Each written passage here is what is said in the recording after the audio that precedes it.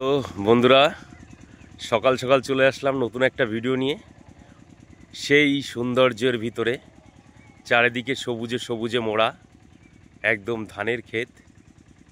সকালবেলায় আমি প্রতিদিনের যে কাজ আমার, ধানে জল দেওয়া, ধানকে পরিচর্যা করা। ধান একদম পরিপূর্ণভাবে এখন সবুজে সবুজে মরে গেছে।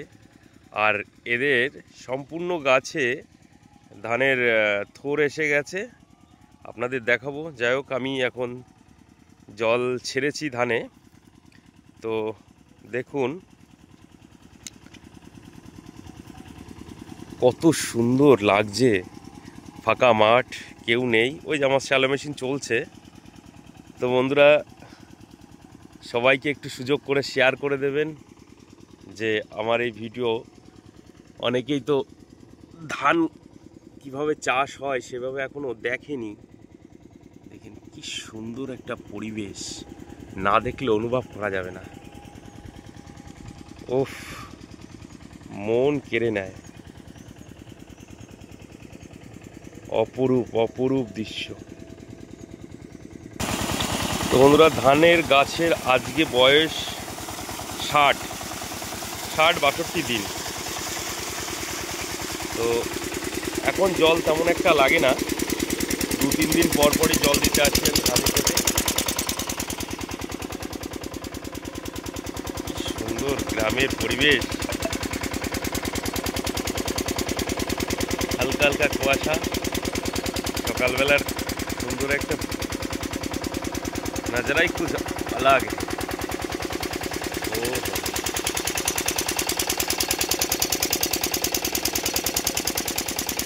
ধানের এই 62 দিনের বয়সে এর পিছনে আমি যে পরিমাণে খেটেছি, আসল করে দেখা যায়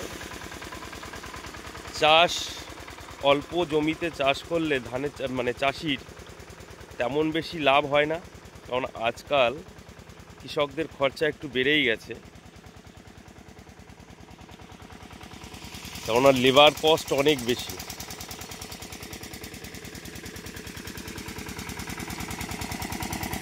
কি দারুণ!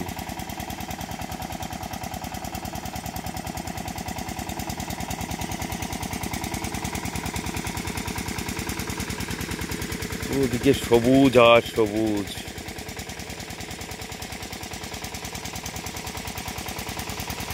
ছোট্ট একটা গ্রাম, তার মাঝখানে কিছুটা জমি সবুজে সবুজে মোড়া, চারদিকে গাছ, অপরূপ